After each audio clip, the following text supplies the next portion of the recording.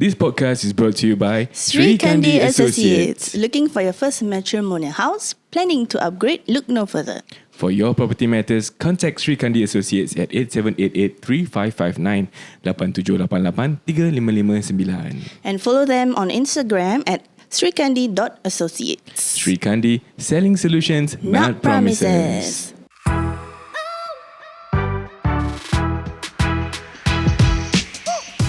Hey, welcome back to another episode of OUTSIDEIN, your go-to source for honest conversations about relationships and marriage. So if you are ready, let's go. Welcome to Jogja.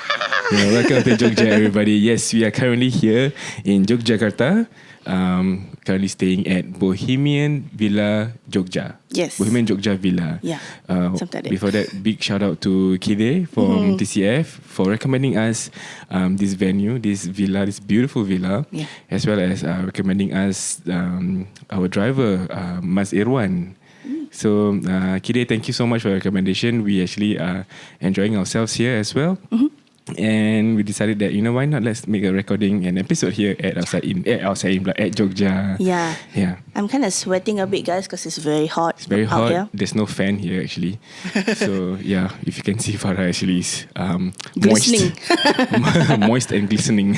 So today we want to share with you guys our Jogja trip and what we've learned, and also a little bit of our marriage, what we learned about our marriage. They always say that when you go on a trip together, that's when you actually learn more about your partner. Yeah. Can? So I think we actually, despite us being a marriage podcast, I mean, it's not as though we are experts in marriage, Nope. but we are sharing our experiences, and I feel that this is the best time for us to share while the memories are still fresh in our heads. Yeah. This is our 4th day here in Jogja. We're leaving tomorrow, actually. We're leaving tomorrow? Yeah. So what do you want to start by telling them? Okay. So we'll go with the chronological order lah. Okay, sure. So we landed around what time? 9 plus? Okay, we took our flight was at 8:20 in the morning. Singapore time. I think we reached 9:45. We reached 9:45 Jogja time. Yes. Yeah, so Jogja is 1 hour before Singapore, 1 hour behind Singapore. Betul. So currently, if it's at 9 a.m. Jogja, it's 10 a.m. Singapore. Yes, correct. Right? And then straight after the airport, we went to Borobudur. Yeah. We let our driver, Mas Irwan, arrange our itinerary in a way that allows us to fully maximize the time, as well as have enough time to rest and whatnot. Yeah. So of course we headed to Borobudur. Would you recommend? Okay. Before that, I can't really remember the prices, but you can head on over to our YouTube. We'll be posting out our journey in Jogja as well. So like day 1, day 2, day 3, and so on and so forth. We did quite a bit of activities. But yeah, would I recommend going to Borobudur? I would say yes, because number 1, the view is magnificent, and of course it's one of the the greatest. It's the biggest temple in the world, if I'm not wrong. Yes. Yeah. If you go to Jogja, this is one of the places that you cannot pass up. You have to go because it's part of their history and culture. And I feel like, actually, honestly, I was a bit macam takut-takut a bit. But I asked my mum, because it's a Hindu punya temple, Buddhist. Right? Bindu. Buddhist. Buddhist. Yeah. Sorry. It's a Buddhist punya temple. So I asked my mum, Ma, I pergi Jogja nanti boleh tak pergi Borobudur Temple tu? Dia cakap, boleh lah. You bukannya pergi sana nak sembahyang. Nak sembahyang ke apa. It's just, you go there and appreciate the history and the carvings and everything. Is so intricate. It's so beautiful. Minta maaf ya guys, can hear the aeroplane. I didn't expect there to be aeroplanes. I mean, of course there will be lah kan, since the airport nearby us. Yeah, so you guys can hear the sounds and whatnot. It's okay lah. This one is like our water, especially our natural habitat. Yeah. So of course not in a studio setting kan. But yeah, so I mean, the carvings and whatnot is definitely an architectural genius. Yeah. Being, especially when it's being made like thousands and thousands of years ago. Yep. Right, and then everything was handmade and whatnot. So the cultural part is definitely there, but of course you have to pay a certain amount. I think about 50 SGD like that. Yeah. It's for tourists, it's more expensive apparently. Yeah. But I feel like it's it's worth it lah to go there and just see the magnificent temple. So, okay, one thing about Borobudur is you need to ensure that there are timings to visit the temple itself. So you need to know the timings as well. But thanks to Mas Irwan, he knows what is the best time for us to reach there. So basically, there are different slots. Our slot it starts at 1:30, but you have to be at the registration counter by 1 p.m. Yeah, so 1 p.m. you buy the tickets. There's about 50 SGD per person. I'm just guesstimating the pricing lah. And mind you, we did not book any of the attractions via any agents. We went straight to the counter and whatnot. Yeah. I mean, probably you can get we probably can get discount through like Klook or all those agents and whatnot. But because we didn't really plan. We just went to the counter and paid for the individual tickets. So we reached there at 1. We entered at 1:30. The sun, I tell you, it was probably one of the hottest we've ever felt in our lives. And we were not really well prepared. We were wearing jeans and really close to jalan-jalan lah basically. Yeah, but definitely the part that surprised us the most was one of the surprising part is that they gave us slippers. Oh yes. Yeah, when you pay the $50, they give you a pair of slippers that is made based off the ancient times of the Buddhas or the monks that use the slippers there. And then at the same time they give you a bottle of water, which I feel is not enough. So equip yourself with lots and lots of water. Hydrate yourself as much as you can, especially in this very, very hot weather. And also the tour guide told us that last time they used to allow people to wear their own footwear. But then as years goes by, thousands and thousands of tourists. They noticed that the steps, the carvings on the floor, it deteriorated. It deteriorated because the footwear is not suitable for the kind of rocks over there lah.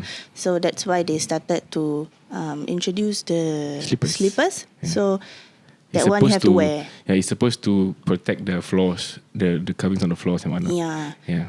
So I think there were 5 levels. 7 levels. Entahlah, tak ingat lah. There are a few levels lah. You know why we cannot remember? Kau tinggi sangat. Yeah. It's very high. And then I would say some of the steps are very steep. Very high. So you have to really do leg raises to climb. At some points we're actually on our hands. And I have a problem with my leg, right? So my hips after the trip was hurting so badly. Yeah, so Farah's condition of foot drop. Yeah, that actually made it harder for her to climb the whole structure. We took we took the package. There's 2 packages. One is you just go to the grounds around it. The other one is to go all the way to the top, which is what we took. That's why it's $50. Yeah, but as much as it is the architecture, the good thing is that when you go with go under the foreigner group, right? They speak in English. So you can actually understand as much as you can. And the guide was a relatively elder man. Yeah, very knowledgeable, I would say. So he speaks in this manner. So this architecture, very slow but calming, and yet we understood every single thing. Just that I wasn't a good student because I was like just looking around because I was really in awe of all the structure of all the architecture around it, because really they carve every single thing manually using by hand, and it's really intricate. Just that because of 1,000 years of the weather, went there, and then the weathering, right? Weathering, correct. Weathering, yeah. So it really reduces the intricateness of the drawings on the but I would say it's, for me, the physical level, it's still manageable. It's actually not as bad as I thought. I thought it was going to be like, okay, halfway already, I cannot already, I will tap out. But actually I made it to the top. And I think one of the contributing factors was that the tour guide kind of strategically used pockets of times to let us rest, but at the same time tell us about the history, tell us about the stories of the carvings. So I think it was manageable. If I think you were to go macam solo, you naik all the way up, I think it will be quite treacherous lah. Dia macam HIIT gitulah. But yeah, the steps are really steep. Yeah. But during that time, were there a lot of people? Yeah, quite a bit, right? Quite a bit of people because we came on a Saturday. Yeah. And probably because it's Saturday lah kan. So there were plenty of students around. Oh. There were plenty of tourists around. It's really a lot of people. But the tour groups are strategically placed in a way that you won't clash into each other. Yeah. But at the same time also there's always a limit per time slot. Betul? Yeah, there's a limit to how many people can go in a group per time slot. Yeah. Yeah. So actually Borobudur also they have a sunset punya package. Oh, they do? They do. Oh. So I think I saw it lah. You can go up when it's sunset ke sunrise? I can't remember. I think sunrise yang naik tu pagi-pagi gila. Yeah, so you can have the option to choose that package as well. You go and see whether it's sunrise ke sunset lah. Yeah, because I feel like it will be another type of experience. And because, beauty. Yeah, the the orange clouds, orangey thingy. Yeah, The is that hue, one. the hue. Yeah, the hue. Yeah. But at the same time also, I think going at those timings would make it much more comfortable as compared to going in there right after 1 p.m. because the sun, I swear, is really, really hot. Yeah. But then you have to sacrifice lah. You have to wake up at like 3 or 4 and go up. Yeah. But then I think it will be an experience. Yeah, because the sunrise here is very early. It's probably around like 5 a.m. Yeah. The sun rises, and then the sun sets at 5:30 p.m. Yeah, Subuh is at around 5 5-ish gitu. 5-ish, and then Maghrib is also around 5-ish. Yeah. Yeah, so it's earlier than Singapore. Singapore usually 7:30 like that, right? 7 plus the 7:10 gitu. You see like the clouds, the skies are very dark blue, going to be the senja gitu kan. Yeah. Okay. Yeah. So Borobudur, you can choose the sunset packages, or you have to arrive. Macam you have to follow the schedule lah. I don't think you can just go up by yourself. You have to choose the slots 1:30, 2:30, 3:30 like that, and then it's not open lah. Kan? Yeah, and then outfit wise, you can just wear casual. Yeah, because you will sweat quite a lot. Yeah, be as comfortable as you can. Footwear wise, I don't think you need to worry too much because in the end you will be wearing the slippers, right? Yeah, but after the whole climbing and going down the Borobudur, we didn't realize that we had to walk through at least about 200 meters of marketplace. Yeah. Macam flea market gitu. Yeah, then you will walk and it's like, beli mas all the way. The thing is, we do not know that was a thing at Borobudur because after you go through such a tumultuous whatever lah the word, go through such a activity, you are so worn out, right? You just want to go back to your car and rest or something like that.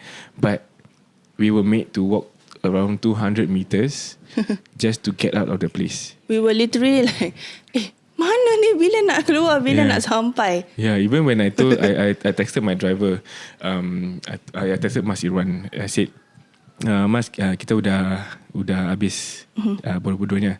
Then he was like, okay, siap, tunggu di gate, he waited for us at the gate lah. And then after about 5 minutes he texted me, Mas sudah sampai? Not yet, masih dalam ini marketplace. Yeah. Then he was like, masih ya? And then so literally we had to walk all the way. Yeah. And there's no shortcuts to the exit or what we know of lah. And then should we also tell them about the right when we arrived, there was this guy macam suruh naik that. Fairway. Okay, so this fairway, right, once you reach the entrance, it's quite a distance to go inside. So outside there will probably be someone approaching you, asking you if you want to take the A-way. A-way is kind of fairway. Fairway is kind of like a car that open top car, and then you just tour around the perimeter, right? Yeah, something like that. They bring you to certain spots for photo taking lah, basically. Yeah. But that is not the actual Borobudur. Like if you want to get up the Borobudur, that's not. Yeah, you won't be able to do that. Yeah, fairway. They cakap luar. Fairway they will just bring you to places to take photos. Yeah. That's it. But if you want to go to the Borobudur itself, you have to enter the premises. Yeah, enter the premises and buy the ticket at the official counter. Yeah. Okay? At first, when we exited the car, we did not know where is the entrance and whatnot, because I think Mas Irwan dropped us further away because of some regulations, perhaps. No, she said got renovations. Yeah. Then we had to walk in, right? Then when we were walking, he just ini fairway mas, fairway. So he showed us the photos and whatnot. Kita macam, do we have to take the ferry up? Is it going to be a shorter journey up without having to walk? Then we're like thinking, you know what? Let's just go into the venue itself. Thankfully we did, because if not we wouldn't have been able to climb up Borobudur itself. Betul. Yeah. So unless you have time prior to the time slots that you have booked, you can actually take the ferry. It's probably about 2 hours or so, 1 hour plus maybe. Yeah, but we didn't take the ferry. I forgot how much it was, but yeah. And then they also provide you with umbrellas. So this umbrella is RM10,000, which is equivalent to around $1. And this umbrella, we thought we bought the umbrella. So we literally, okay, let's just get one, because it was very hot. We used the umbrella to shield us from the sun. But afterwards, we didn't really use it. We only used it like towards walking to Borobudur, because once you're in Borobudur, somehow really it felt cooling lah, thankfully. Tapi itulah, we thought the umbrella was ours. It was only rented. Yeah, it was a rental. Okay, it's only rental for RM10,000.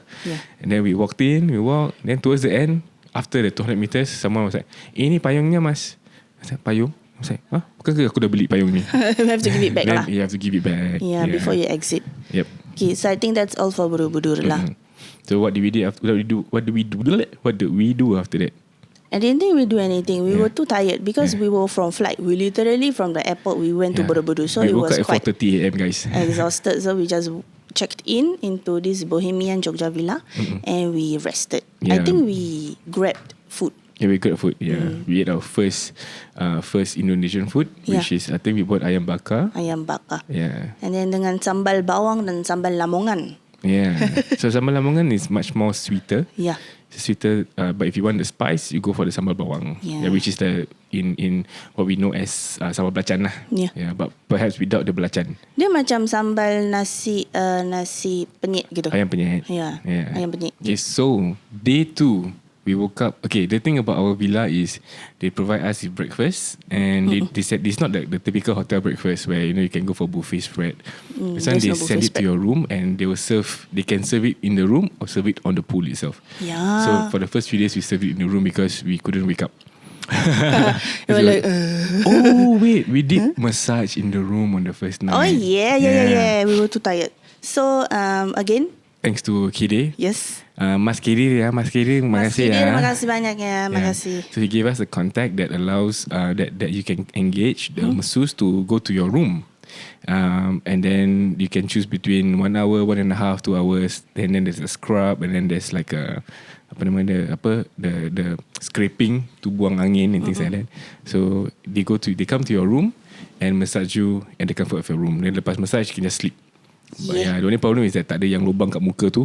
You have to like adjust your head. Yeah, they will massage you on your bed lah. Yeah. The massage was so good guys. Sakit gila guys. But lagi-lagi after we go up Borobudur kan. Yeah. Then move on to day 2. Day 2 breakfast. After breakfast we headed to day 2 is Merapi. Oh, Merapi Jeep. Oh, I like Merapi the best actually. Yeah, so far we haven't started our 4th day yet.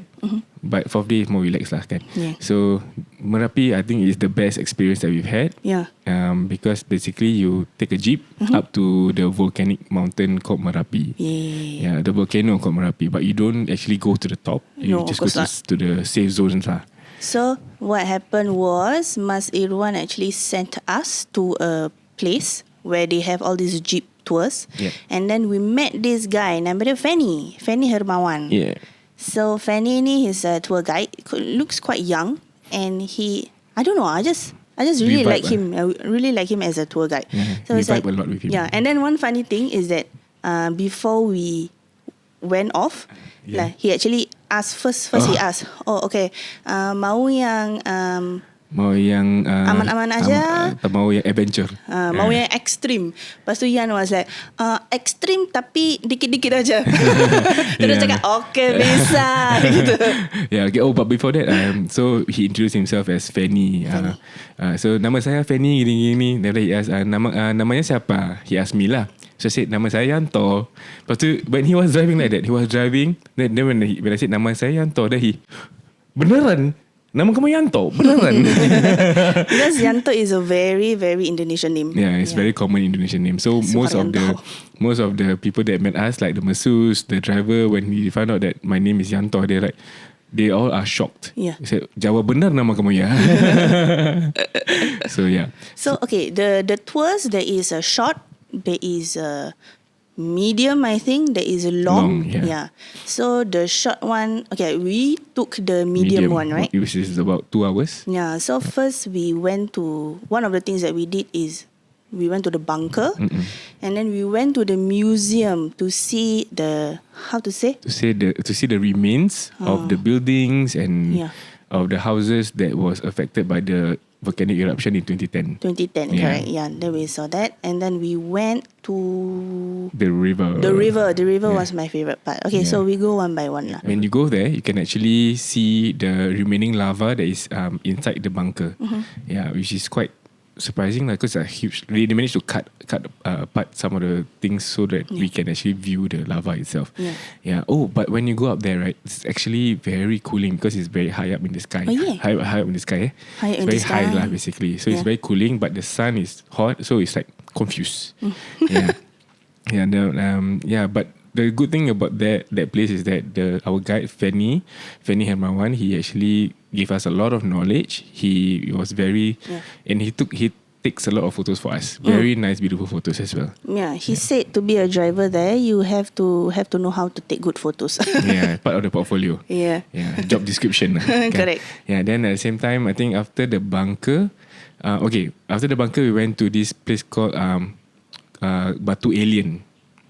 Yeah, Batu Alien is just a photo spot lah. It's just a boulder from the volcano that is shaped like a man's face. Oh yeah, that is where the river is also. Yeah, you can actually see. No, it's not actually a river lah per se. It's like a canyon. There's no water at all. But that canyon is meant for the lava to flow, so that it doesn't go to the village. Yeah, but it was magnificent. It's very deep because they dig the canyon so that deeper. So because in 2010 or 2006, can't remember which one was it. It wasn't deep enough that the lava overflowed and burned the whole village. Yeah, basically. So they digged it deeper. So we sat at the edge actually of the canyon. Not the canyon itself, but like a safer edge. Yeah. Then I told Jan, it's like, hey, look like Pandora. Pandora? Pandora from from Avatar. Yeah, it really looks like that. You know where the places yang the dragon is? Like, they fly, and then they were drag. They jadi rappers. And then there were actually dragonflies. So it made me really think macam Pandora. Yeah. It was massive. The place of massive. Yeah. Oh, there's a huge bee. Okay. I was distracted. Yeah. Okay. But I think after that, then we went to the museum. Yeah. Basically, it's really very comfortable journey. Apart from if you ask for extreme, right, then he will make you go around like, so you have to hold to the jeep, and then we just shouted all the way. It was really fun, knowledgeable, and cooling as well. But the view, I say that the view really is very spectacular. Yeah. And then when we went there, the volcano was actually spewing hot smoke. You can actually see it coughing. Then Fanny said that, ini cuma batuk aja, cuma gitu aja. Yeah. Kalau ada sakit perut, habis semua lari. Yeah. So actually Fanny back in 2023. Yes. The mountain actually erupted during the daytime when usually it's supposed to erupt only at night. Yeah. Usually lah. This is what they told us. Yeah, the history is that the volcano only erupts at night, but on 2023 it erupted during the day. And nobody knew. Yeah, nobody expected because it erupted at a spot that was new hole. So when that happened, Fanny was at the top, and because it's during the day, right? So there's a lot of tourists. Yeah. So everyone panicked and had to rush down. Everyone evacuated. Yeah. So when Fanny was there, Fanny lived in the volcano areas as well. So he knew about all this growing up. So he shared with us so many information. So if you ever go there, you can follow Fanny on his Instagram, Fanny Hermawan. Yeah. We'll take him in one of the stories also. Yeah. And then the last spot we went was the river. Yeah. And then this also he asked, ini mau basah dikit-dikit aja atau basah luar dalam? Tak basah hingga ke suar dalam. Yeah, basah luar dalam lah. Yeah. Then we say, dikit-dikit aja. Dikit-dikit aja. Not the extreme, but not so extreme lah. Like same lah. So there's few options, like you can just have like sprinkles of water, or you want to get slightly wetter. So he said, okay, kita bagi satu dulu, and then we went the first round. So the sprinkles was just a bit lah, but it was fun. After that, mau lagi nggak? Mau yang lagi basah nggak? Yeah, mau. So we went, I think 3 times around. 3 times. The second time, we got wetter. Yeah. It was faster. Yeah. And then the third one we stood up. Yeah, the third one is like, mau diri aja. So we stood up, and then Farah was holding the Insta360 with one hand holding to the railing of the Jeep. So it was fast. Members dah gini dah macam nak melayang dah. Ini kalau dia go down mesti dia fly je. So lucky if you husband and wife, if you know one of you is not strong in holding the rail, please protect them, because you can fly. Literally. It was fun though. If you want to basah luar dalam, basah sampai ke luar dalam, you just tell the driver, he go to another path which really will make you like push. I think we don't know because we didn't go there, but we saw that some people wear raincoats. Poncho. Yeah, some of them wear poncho. I'm not sure whether you can rent it or what. I think it's buying poncho. But just in case, get ready lah. If you want to get really wet, just get a poncho, I guess. And then the shoes also, does it matter? Wear sandals maybe. Wear sandals. Wear open, because you don't really have to do much hiking. But if you were to get wet, you wear your shoe smelly lah. Or maybe wear a shoe yang macam dah nak rosak punya, atau dia punya sole dah nak terbuka punya. We wore sandals actually. Because we know we're going to get wet. And that was Merapi Jeep. So it wasn't as tiring as the first day. But after that, where did we go? After that, we went to makan at Titoti, correct. Bakso Titoti. So how we knew Titoti was because one of our masseuse said that kalau dia nak makan bakso atau mi ayam, she will always go to Titoti. So we were like, okay, let's try that. And then it was also on the way back from Merapi, like sehaluan. So we asked our driver, can we go eat at Titoti? And then we were like, okay. Then after that, we went to second day Merapi, and then we went to all the pinus. Pinus, bercici. Pinus actually means pines, guys. Only yesterday I googled it, and I was like, pinus ni apa? Pinus pengger lah, pinus bercici lah. It's like pinus. Then I look. Then when walking, then I saw, there's like pines on the floor. Then I googled pinus maknanya pines. So it's basically hutan. It's like really Mother Nature. So you go there and like relinquish in the Mother Nature, and also there's a few photo ops as well. But before we headed there, we went to the top. This I can't remember the place, but we can just look at our Instagram lah. It was like a big, not so big. It was just like a sampan that made of bamboo. So like the hill stops here, for example, but then the boat is like protruding out, jutting out, and then they had like macam a seat, pillars to like support it lah. So as you guys know, Yan is afraid of heights. So we went to the sampan, and then halfway through we couldn't went to the edge. Okay, basically to go there, that place, I can't remember the name, is RM5,000, which is about 50 cents per person. But there's no tour guide, it's nothing. It's just the two of you, or with your driver. You can help take photo of you. But the thing is, it's high up in the sky, over the ledge, and there's no support, there's no protective area around it. So the wind was blowing, and the height of the railing was probably at my shin level, and my irrational fear of heights overtook me. Walking towards halfway, my legs jammed, like really jammed. I couldn't walk anymore. My face dah tak boleh senyum dah. Then my driver, pergi aja, tak apa-apa, aman, tak apa-apa. That means it's safe. Aman. Memang maybe it's safe lah, but when I walk, I heard no. So my legs jammed. After we took our photo from the middle of the perahu, I couldn't move after that. I was like, shit. So we just took a photo there and then we ciao. But it's very nice lah. The place is very beautiful. That's for sure. So we went to all the pinus. Rata-rata semua macam around the same. It's just macam hutan and very nice views, so you can take photos there. Macam I think dekat Pinus Bercici there's this platform that you can stand, like literally like Same like the perahu that oh one. my god, yeah, like we didn't dare. Yeah. But yeah, it's a photo opportunity. If you are not scared of heights, then you definitely should take photos there. Yeah. And then there's the Pinus Pinggir, where there's actually a hand made out of bamboo or Bamboo, I something. think, I yeah. don't know what lah. But yeah, basically all these are photo opportunities. Yeah, dia macam Instagrammable punya tempat lah. You guys can go there. In nature, basically. It's very Betul. nice, very cooling. And maybe we went because it's on a Sunday. It wasn't too many people. Yeah, quite comfortable lah. Yeah.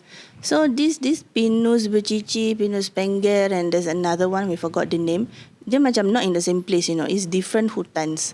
It's like a few minutes of drive away. Yeah. But it's all macam pinus-pinus lah. So you can tell driver, or if you want to take Mas Irwan also, you can tell him that, yeah, we want to go to all these pinus-pinus. Yeah. If you want the contact, just DM us. Yep. We share whatever Kidya share with us also. Betul. Yeah. Okay, Share what about the knowledge. third day? Third day, guys. Third day, mashallah.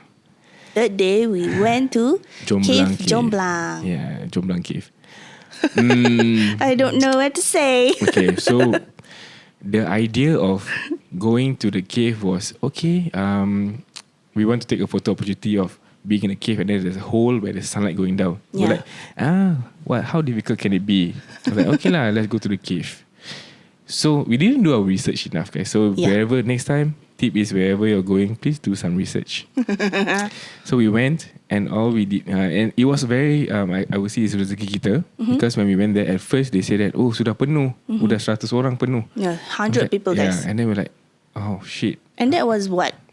We reached like around 9 a.m. Jakarta, 9 a.m. Jogja time. Yeah, and when we reached 9 plus gitu, said dah penuh. So okay, never mind. Then we were quite upset already. Then after that, then that she checked with the guides at the what we didn't know at first. She checked with the guides at the bottom. Said, oh, enggak apa-apa. Bisa lagi 2 orang. So okay, we were lucky we get to go, but it was about 500,000 rupiah, about same Per price person, as the Borobudur. Yeah, and then per person, right? Per person, yeah. So it was like, okay. Then they said, okay, please wear boots, water boots. Ni bootsnya untuk masuk cave. Macam Phua boots for him. So unfortunately, my kaki gajah ni tak boleh muat the black boots. Too big. So I had to wear the Phua boots. Yellow boots. Yeah, it was hilarious. It's the And literal Phua boots. Yeah, it's so buruk lah, but It's okay. It's to protect your feet. And because down the cave, it's very muddy. Yeah, So you have to wear the Yeah. boots. Okay, so when we went down, we saw that people were all in harness and helmets. I'm thinking, harness, helmet, maybe need to hike down ke, or like rappel down ke apa, without knowing how high it is. Okay, without knowing how high it is. And then after a while, I went closer and I look at the side. Hey guys, tinggi, mashallah. It literally made his legs tremble. Yeah, I was just standing there, and Farah could see my leg was like, and it was uncontrollable. Yeah. I couldn't control it at all. And then dah pakai, and then okay, so we had to sit down, take turns to go down. So how they go down is that they go down 2 by 2, and then they will harness you up and everything. Then you have to macam Just ascend down. Yeah, Descend. Descend Down. Descend down. So and then if you can see from our Insta story, we actually sat on the harness itself, and they let go, and then we go down like that. Yeah, and everything is manual, guys. Manual. They don't use machine. The only machinery is just the belay system. Yeah. Everything is manual. There's like, I don't know, around 10 people who is manning the station and everything. Maybe more lah. Yeah, but then this is one thing that we want to tell you lah. This Jomblang Cave is one in a lifetime kind of experience, but it's quite a wait because there's 100 people, right? Yeah, so if you are there's lucky, 3 different groups, so maybe about 30 plus per group. Yeah, if you are lucky, then that day you are the only one, then alhamdulillah. Yeah. But I think you have to be mentally prepared for the wait also. Yeah. That was what made it a bit tiring for us. Macam Yeah, tunggu. the guy actually said that the smallest group they ever had per day was maybe about 20 plus people. That's still a lot. Yeah. So then, actually when we were waiting, we met a nice Canadian family, right? Yeah. Yeah. Then they said that they're coming to Singapore. Yeah, they came to Singapore. And then she was very nice enough to distract him because we were waiting, right? Then our turn was coming up. Then he was getting nervous. Then she was like, okay, let's distract you. What is that camera? Electricity. Then I was like, oh, that's so nice of her. Yeah. We basically had a good chat all the way, and then my nerves were calmed a bit. Yeah, so thank you, whoever you are. Yeah, but the moment I had to stand at the edge, tak balik lah. How did you feel, Abby? Scared, very scared. Very scared because as much as I feel secure with the harness, I know if I have to terlepas to Insta360, bye-bye lah. Because why? When we reached down at the bottom, the next moment we felt something. We all heard something drop. Because it was a child's toy. He was holding a plastic strawberry toy with water inside. Yeah. It was his toy, I think. It terlepas, jatuh, and it. Yeah. And like shit. So how deep would you say it is? How many meters? It's 90 meters. 90 meters. Yeah. So I know this because of I recorded the whole thing lah. From the top to the bottom is around 1 minute. 1 minute descent. So for me pula, I don't know if I have a fear of heights. I don't think so. But then I was quite okay actually. Yeah, she was smiling and laughing on the way. And then one of my friends commented, my cousin commented on the video that we posted on Insta story, your facial expression changed the moment you are reaching the ground. The smile reappeared back when I'm reaching the ground. Yeah, okay, so once we reach the ground inside the cave, it doesn't end there. Firstly, you have to wait for everyone to descend. So once we reach, kita nampak semua tengah tunggu. We thought like they were going to go on their hike already, but everybody was there for the group to finish descending, all of them. And then after that, we have to hike up quite a, what would you call that? A hill. No, we have to go down first. Go down. Yeah. All the way down to the cave, ma. Yeah. Yeah. So basically there's steps that they made for us to enter the cave. And the steps were same thing because it's a cave, right? So it's moist, slippery, muddy. But the boots are there to help you. Yeah. Tapi going down, we had to get our hands dirty in order for us to be stable. Yeah. So you have to go on the ground like that, like. I think I would recommend or suggest you guys to keep low. Yeah, keep low. Yeah, get low so you have your center of balance.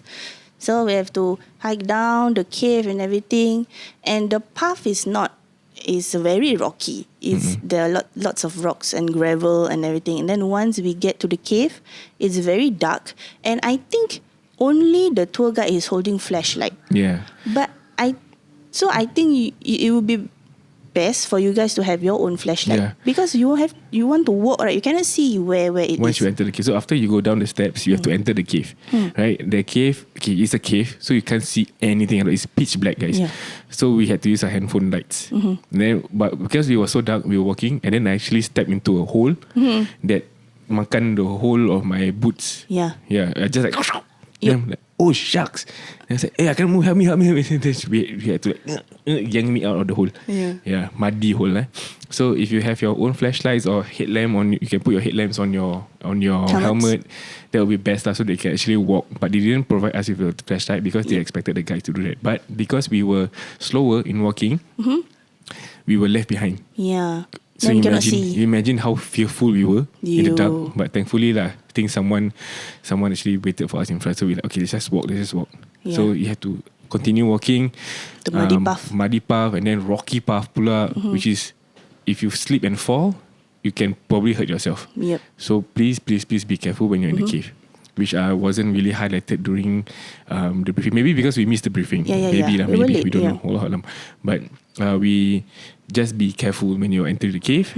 And then after that, that's after you go through the treacherous path. You actually go to the light at the end of the tunnel. Yes, Literally. literally at light at the end of the tunnel. Light at the tunnel. Light at the end of the tunnel. Light at the tunnel. So that is the spot that you see everybody kalau diorang pergi Jomblang Cave, that is the photo op lah. Yeah. Yeah, there is like you stand on the rocks and then there's this ray and beams of lights that come from the top. Yeah. Then, it's quite beautiful. Yeah, and then there's actually maybe another 90 meters down is where there's a river. You can actually hear the river flowing very loudly because it's like very sama. Yeah, Okay. sama. Yeah, and then because it's once again muddy, there's actually there's actually water flowing down from the top, trickling down basically. But it's a beautiful sight to go there to take photo.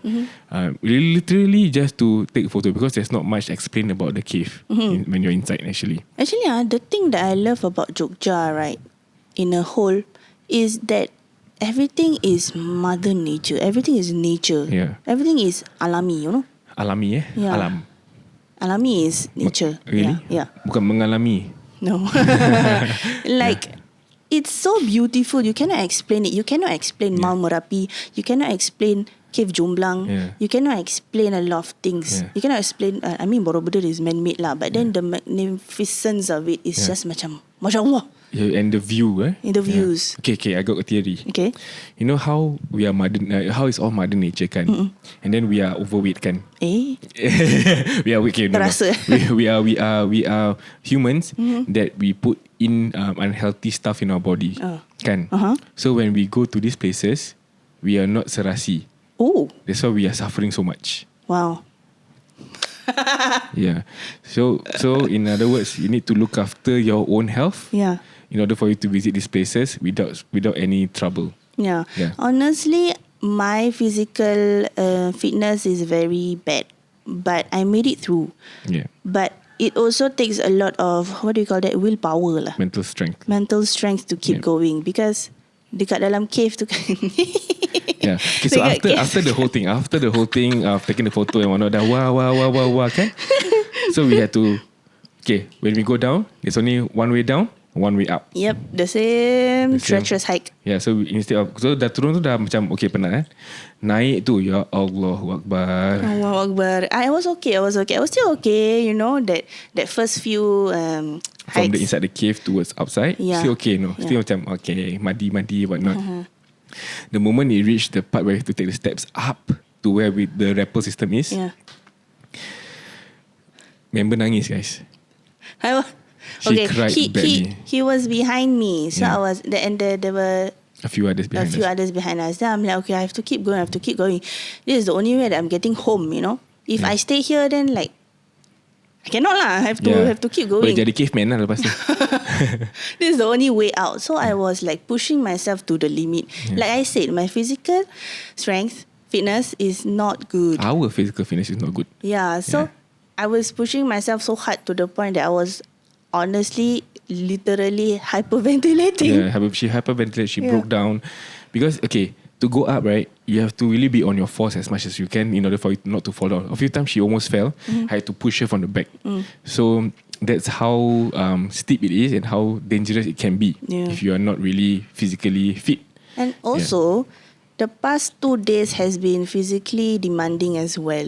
So I feel like macam like 3 days of physical exhaustion, and then by the time that last hike, right, my legs was like, tolong, like that. Yeah. So, but alhamdulillah, I made it lah. I made it.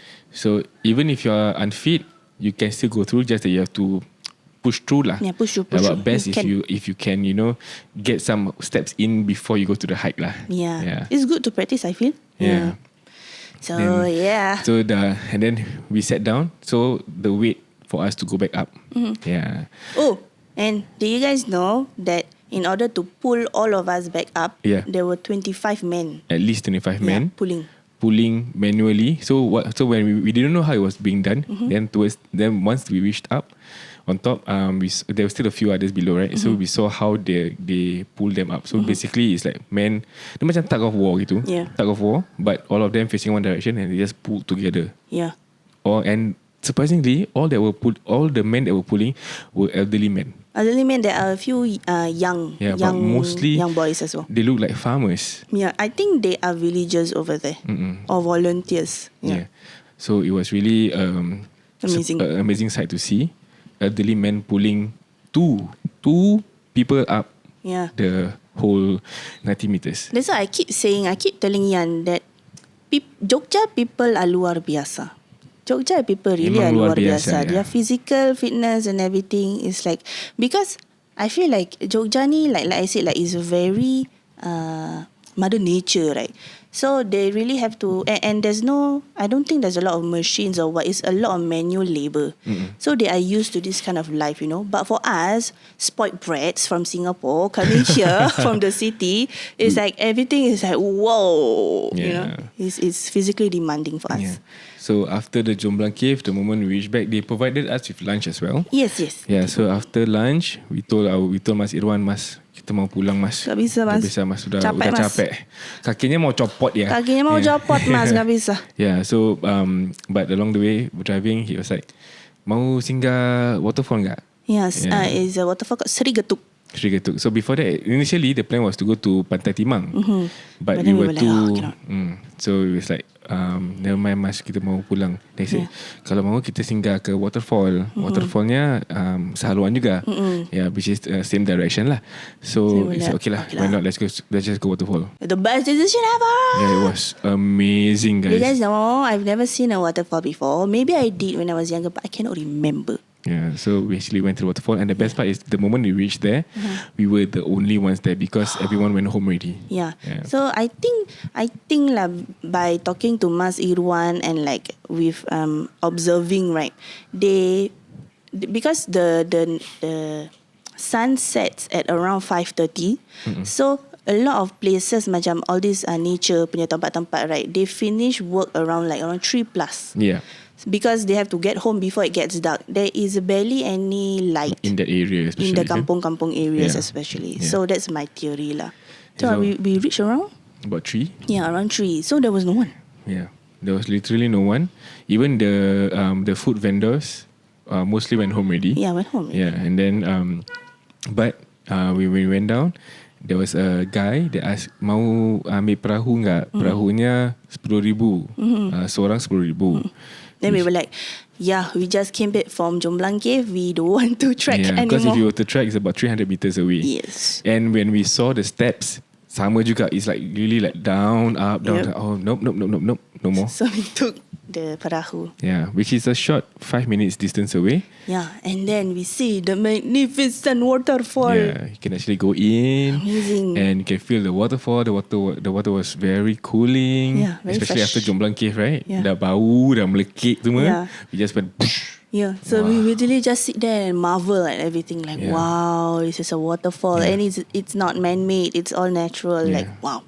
It's amazing. It's beautiful. It's a good stop to have before we actually go home yesterday. Go home, go back to our hotel yesterday. I think you can consider that also. Maybe after you go Jomblang Cave, and then you can go the Sri Kandi Waterfall. It will be a nice macam unwinding experience. Yes, correct. Unwinding experience. Then after that, we makan. What we makan lagi? We makan gudeg. Yeah, we bought gudeg. Apparently, gudeg is gudeg Yujum. Gudeg is, what do you call it? A staple of Jogja? I would say it's a specifically Jogja punya national food. Maybe, I don't know. Yeah, it's like kalau Jogja, you think of gudeg. Yeah, you go to Jogja, you eat gudeg. Yeah, you have to try lah. At least give it a try. What is gudeg, Abby? Basically, it's chicken cooked in gudeg. Gudeg is nangka. No, is it? Basically, they use nangka to cook, and then the sauce is like peanuts and like I don't know what. But how does it taste like? Visually, the sauce that was coated, the chicken that was coated in the sauce looks like peanut sauce, macam kuah kacang. Then there's a side dish of that nangka.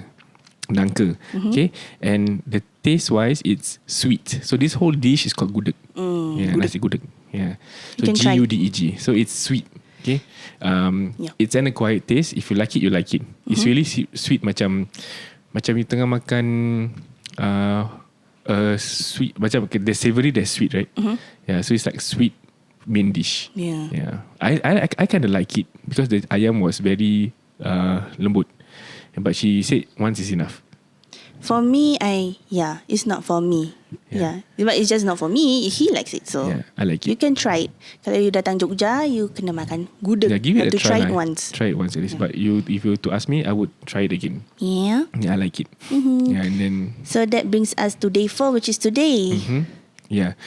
So we are going to go to Pantai Timang.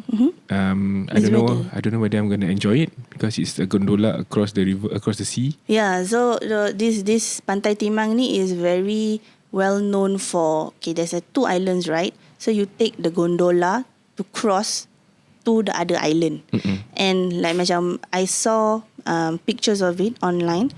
The water will be splashing onto the gondola and everything if it's high tide. Yeah. We'll see later. We'll see. Okay. So to wrap up, right? So what do you learn from this whole journey so far with me? I learned that we have to research our travels next time, because initially it was supposed to be a very relaxing punya travel. It's our first holiday or rather a first short break that we took after a year plus of not going anywhere, of not taking a break at all. Yeah, it was supposed to be a break. Yeah, but technically we're still working now lah, but break it's still a break lah. For you lah, we're working for you. Yeah, working for our viewers, okay. Inside this. But okay. Other than that, this is something personal that I want to share lah. It's because we had this conversation before we recorded this episode. Yeah. I was actually feeling very insecure and disconnected with Yan. Okay, this one we talk about the marriage part of it all, okay? So, we went. So, okay, first of all, I'm the type, my love language is physical touch and quality time. Quality time, yes, I feel like we have that, right? We went to Merapi, we went to Borobudur and had all these memories together. Yeah. That was okay. But I felt like after those activities, because it's like adrenaline very high, right? And then after that, it just crashed. Yeah. So, because I have a lot of insecurities, I feel like macam, why kenapa my husband is not as macam touchy-feely or like never talk to me, and like, is he disappointed or what? I'm not physically, able to do all these things, or like why he upset? He never talk to me, never touch me in the car, just diam aja. And I'm like why? So I was overthinking like crazy. Yeah. So sampai dia bawa mimpi, guys. So tadi pagi she woke up feeling upset. Yeah. Biasalah kan perempuan. Yeah. I'm just kidding. Yeah. She woke up feeling upset, but she told me that I mimpi yang you left me. Then I'm like, kenapa you mimpi macam gitu? Then she say lah, she shared this with me about feeling this way towards the whole journey together. Like in the car we don't talk much and things like that. But then I was like, I literally don't feel disconnected at all. I felt more engaged with my wife.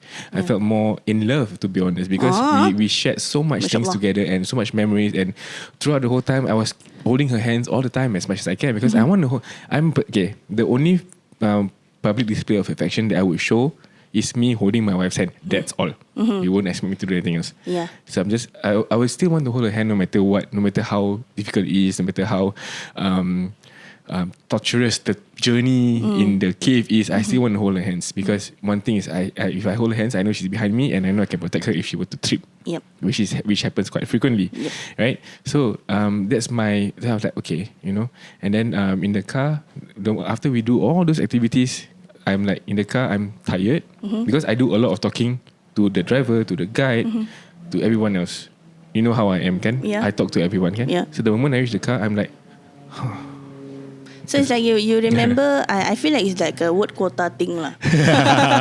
Because, okay, not to compare or anything, but our trip to Langkawi, we drove ourselves. Yeah. But here, we have a driver. So, Yan is the type to like to talk, like to engage with tour guides or drivers or anyone, or staff or anyone. So, the whole ride, he will be talking to Mas Irwan. Yeah. So, like on my side, right, I feel like, why? Hey, you can talk to Mas Irwan so much, but why you cannot talk to me, Like, hello, Yeah. But then, he is just that kind of person. So, when he talks, he uses our energy, ma. So, by the time we reach to a hotel, when it's just us, and like I want to talk, but then I see like he's not talking right. Then that's where the miscommunication, disconnect happens. Yeah. But it's actually he's just tired. Yeah.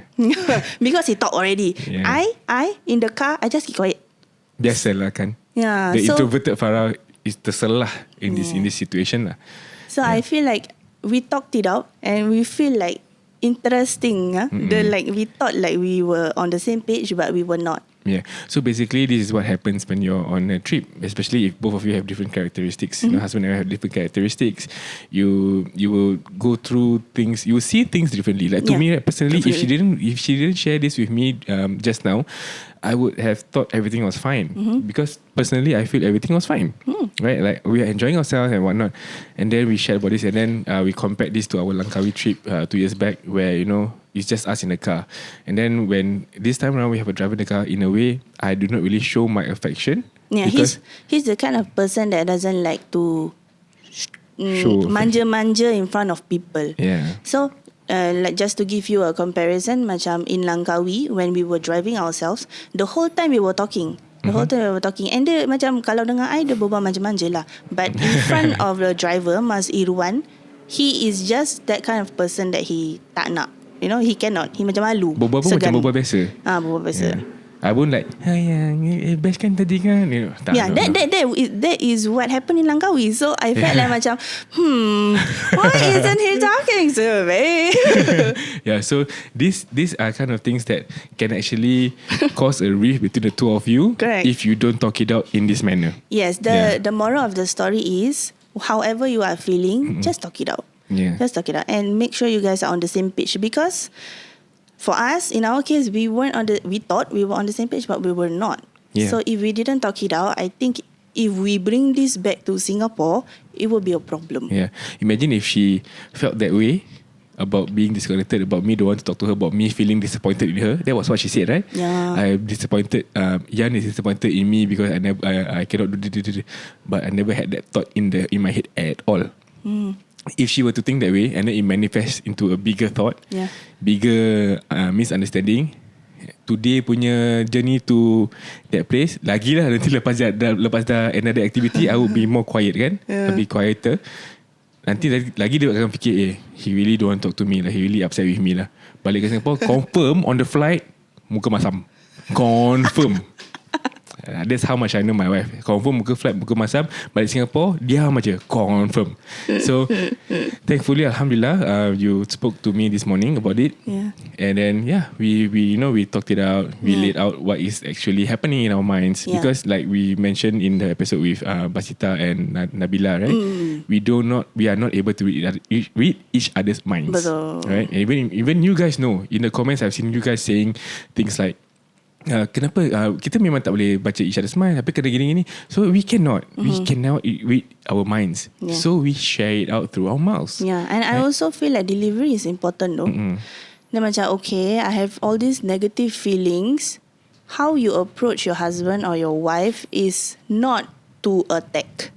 Because you at this point, you are not sure whether he is feeling the same way also. So my intention of having that conversation, right, was to address it and really find out whether this is just my feelings or he is really disappointed in me. That's why he's not talking to me. That's why he's not like macam, I manja lah. So so you voice, okay, for couples kat luar, okay, this is our advice based on our experience. If you want to talk about something that is bothering you, don't bother that someone. Oh yeah? Like it's bothering me kan. Like, for example, if I feel something, if I just go up to you like, kenapa you macam gini?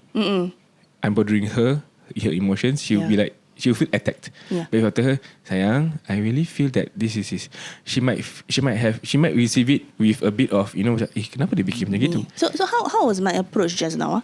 Okay, so when you approached me was you started with, I mimpi yang you tinggalkan I. I said, why would you think that way? Then after a while, we were having our breakfast. Then she said, probably it's subconscious lah that I feel. Then I was like, subconscious? What is in your subconscious? And then see, we start a bit slowly. So it's like just telling your side of the story without making him feel guilty. Yeah, it's like because really, it's just all in my mind in the end. I do feel guilty after she tell me, but it's because I know that this is of her concern, because I don't feel anything, kan? I don't feel that there's any discourse. Discoursing. Kai. I don't feel any discourse because I felt fine. But because she laid it out to me in a very systematical manner, in a loving manner as well at the same time. Alhamdulillah, we managed to talk it out. And I'm pretty sure later on our journey to Pantai Timang will be a lovely one lah. In a sense where she won't feel what she thought I'm feeling. Yeah, I have a better understanding now lah. Why he behaves a certain way, and knowing my husband, it makes sense. He is like that. You know, I was just overthinking. I was just being very emotional. So communicate, guys. This is what we learned. Okay. As much as you go on holidays together, it can cause tension in between the two of you. But use that tension productively lah. It's a learning point. If you don't learn about each other, then what's the point of going on a holiday together, kan? You're supposed to connect. Yeah, every day you connect together. Every day you learn more about each other. So you learn and learn and learn as much as you can about each other. It's never ending. Okay, guys. Yeah. So yes, that's all we have for you guys today. So we shared about our Jogja trip and also what we learned as a couple in our marriage through this Jogja trip. If you guys want to know more about the Jogja trip, you can DM us. Yes. I will share with you whatever we can share, especially together with what Kidir actually shared with us as well. Yeah. I'm pretty sure we want you guys to experience Jogja the way we experience it as well. Yeah. So perhaps you might even have more things you can do over here after I wouldn't want to go here, let's go something else. You know, there's plenty of things to do here in Jogja. Yes. But the food wise, guys, it's everywhere. You can grab food as well. And the thing is halal, right? Mostly it's halal. So you don't have to worry about that part so much. Alhamdulillah for us also. And really once in a while take a break. Go to Jogja, guys. Come to Jogja, my hometown. Amazing. Fun fact, my Aurato was from Jogja. He feels at home. Here. Balik nanti dia ngomong kayak gini, Bisa ya. Ya udah. Ini udah tamat ya. Udah tamat ya. Makasih kerana nonton. Udah sampai ke hujung episod ya. Okay, before we go, this podcast is brought to you by Sri Kandi Associates. Looking for your first matrimonial house? Looking to upgrade? Look no further. For your property matters, contact Sri Kandi Associates at 8788-3559 and follow them on Instagram at srikandi.associates. So for all your property matters, go look for them. Please follow them on Instagram. Show them the support like how you showed us your support. Okay, maybe you can even find out how much this house is. Kan? So Sri Kandi, selling solutions, not promises. So with that, don't go anywhere. We'll be back with our Sri Kandi ladies. Sri Kandi jangan tak jadi. Alright, kita kembali lagi bersama our ladies from Sri Kandi Associates, Ira and Ira. Yes, so of course, once again, this podcast is brought to you by Sri Kandi Associates. Yes. Sambunglah. Looking to upgrade? For your property matters, contact Sri Kandi Associates at 8788-3559. Yes, 8788-3559 or follow them di Instagram at srikandi.associates. Yes, Sri Kandi jangan tak jadi. Okay, so I had a soalan. You ada soalan? A few years ago, I had a friend of mine. Dia unfortunately dia punya father passed away. But then I asked him, then your house like that how? Because at that point in time the mak dia tak kerja. The mum was a housewife and he was still a NS man. So of course the main concern would be macam mana rumah dia nak dibayar. But then he said, oh tak, the house is fully paid for. So, how is that possible? Is it because of CPF ke apa ke? So I wasn't sure. But at that point in time dia pun tak tahu lah. Maybe you can share with us a bit more about what actually happened behind the scenes. Okay, so most likely they may be covered under HPS. So in long term, it's housing protection scheme. Okay. So likelihood they are under joint tenancy. Okay. Where they apply. They must apply for the HPS if they are still paying for the house. Okay. Mortgaging the house. So the rule of HPS is if there's a death atau permanent disability, rumah will consider, kira macam bayar habis lah. Kan government sedekahkan rumah tu lah kira. In a way, if you take the HPS lah. Okay. So the most common question I get is like, typically husband wife. Okay, so the husband passed away and they took the HPS. Okay. So say the husband passed away, both covered under HPS. So technically tu dia dah habis bayar lah.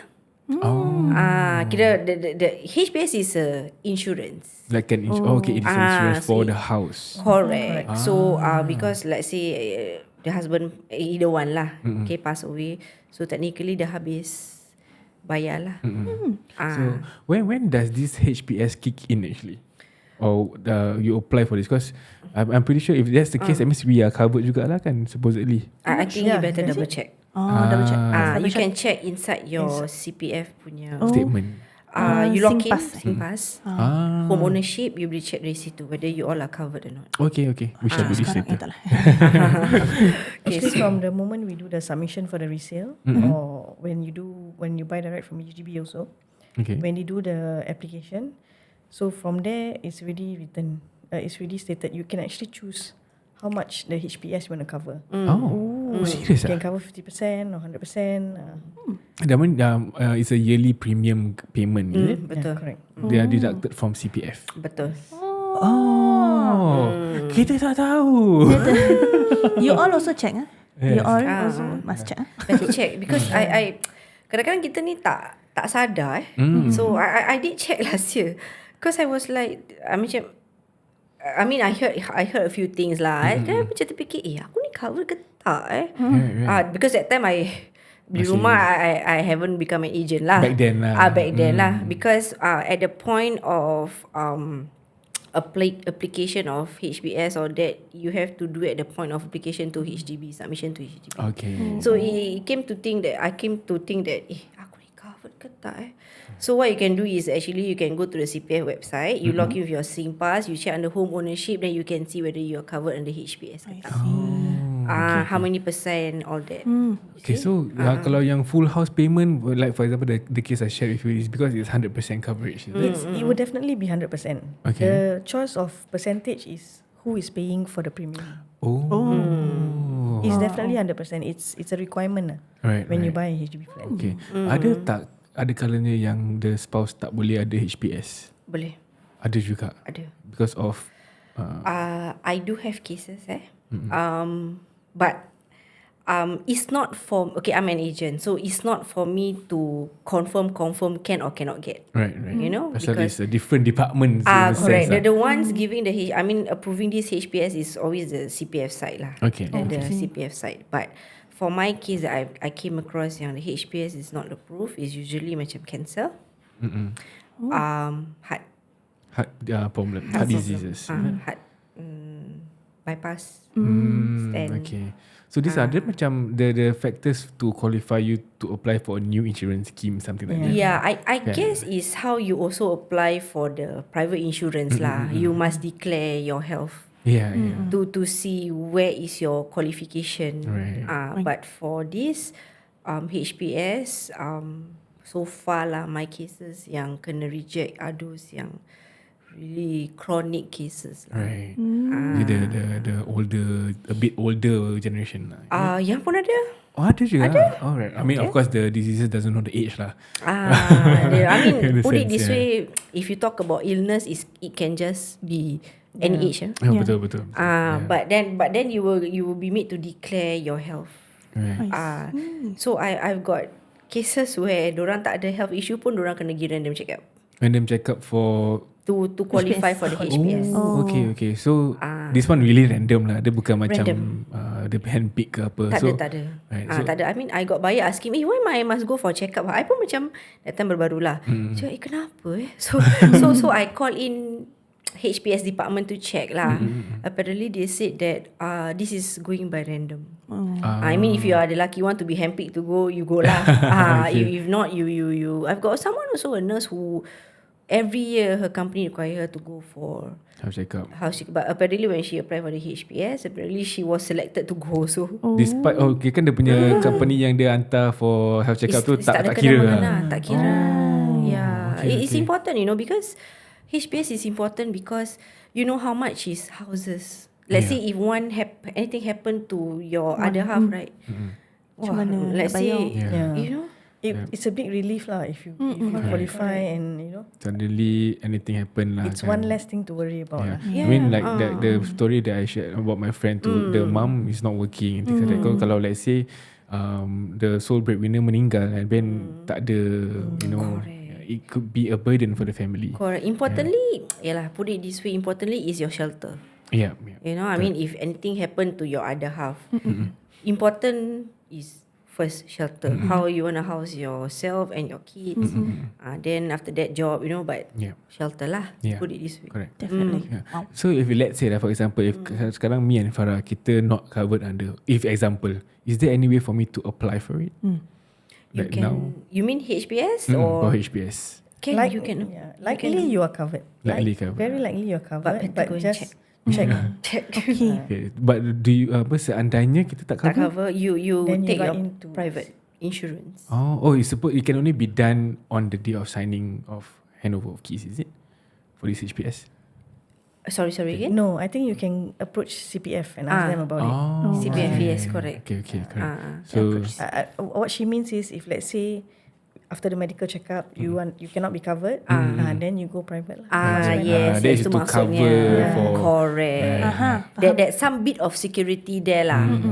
Walaupun let's say lah for whatever reason private insurance tak HPS tak cover fully. at least there's a bit of it lah. Right. You know. Ada juga dia punya blow soften the blow of impact lah. Correct. Yes. Pasal kita, I mean like what you mentioned, so the houses are not cheap. Yes, definitely. And then also you can lift the burden off you lah. Yeah, and it's not like if the spouse pass away and you don't have HPS, they won't ask you for a lump sum payment. It will still be monthly. So if you have an outside insurance, at least it can cover you for a few months until you find another way source to of pay income off. or something like that. Yeah. Pasal memang I think bulan-bulanan the rate that we pay off depending also on your CPF lah and things like that. It's a process that will never end until the house is fully paid. Correct. Which is usually about 20-25 years. Correct. So kalau kita boleh kurangkan the remaining years tu, kita kurangkan lah dia punya burden dia lah dia seorang tu kan. So Berat tu satu orang. kan. So prevention is better than kira tiba. Yang penting masuk SingPass, CPF check. Yes. Yeah. Well, And you so apa dia? HPS. That's right. Yes.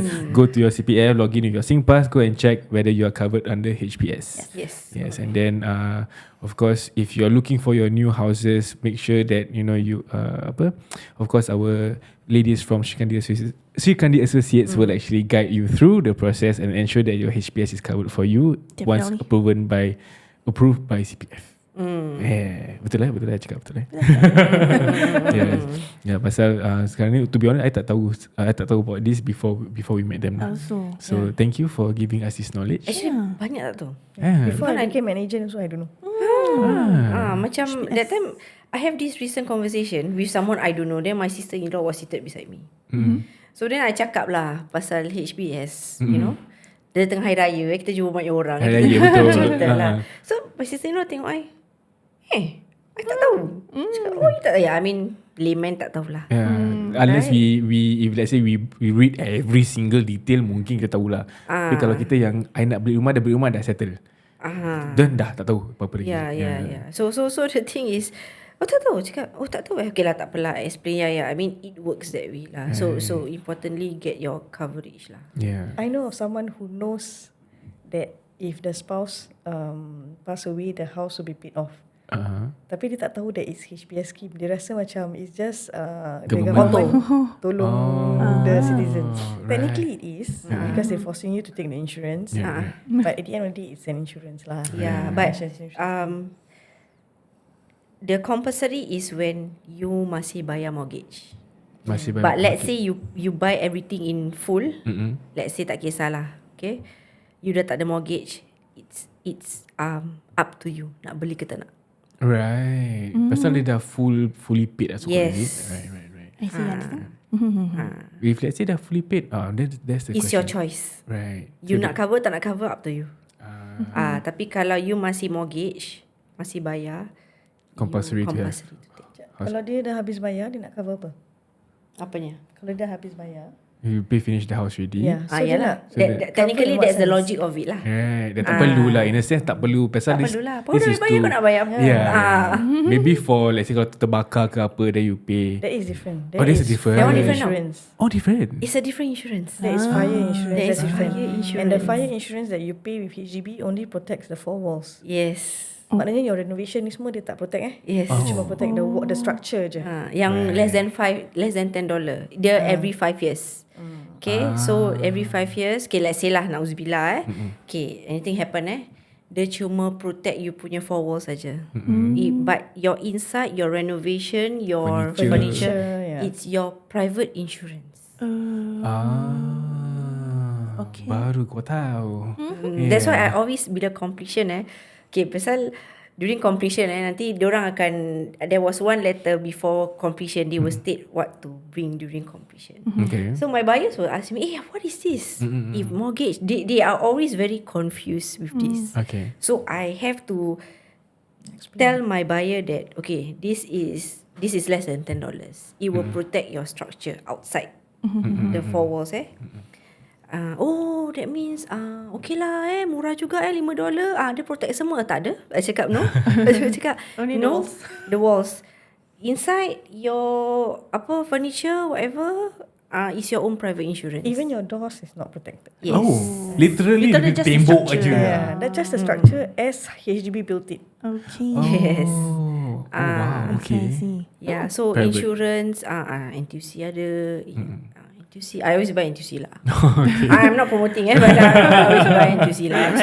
So the thing is, you have to be careful of this. Right. These are things to take note of. Correct. Yes, one is separate from HPS. Right. So kita like I say lah, rumah ni bukannya murah kan. So Renovation bukannya murah. yeah, betul. Kadang-kadang tengok sakit hati harga dia kan. So kira-kira lah macam nak cakap bila you beli insurance yang private insurance tu, dia akan tanya you berapa. I mean for my insurance lah, dia akan tanya how much you spend for your reno, how much you want to cover for your furniture.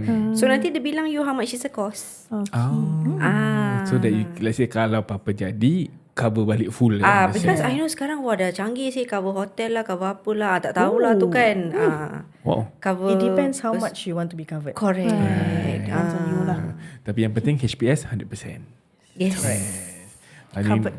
Ya, itu dalam segi life and death and permanent Correct. disability. Correct. Right. Yes. So yes, so bila kita let's say all this information kita cuma tahu first time ni daripada kita punya ladies from Sri Kandi Associates. So I'm very glad that you shared this information with us, and I hope that our listeners also feel the same way towards this information that's being shared.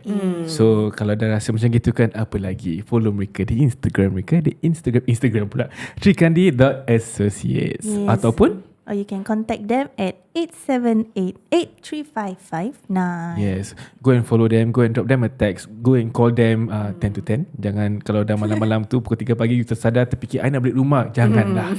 Kita ni semua manusia. Boleh lah, tapi besok kita reply. Tapi kalau dia call mungkin tak angkat lah.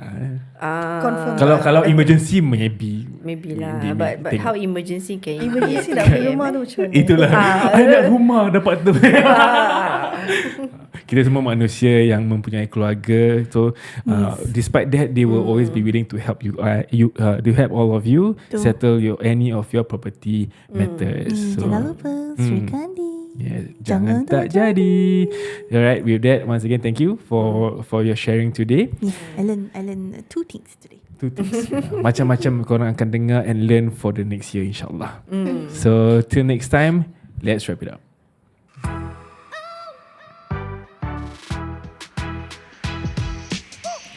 Come to the end of another episode of OUTSIDEIN.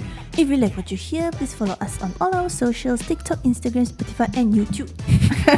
Share it with all your friends and family members so that they can know more about the whole housing protection scheme. Yes, HPS. And also our ladies from Sri Kandi Associates can help you with any of your property journey matters. So till next time, Assalamualaikum. Bye.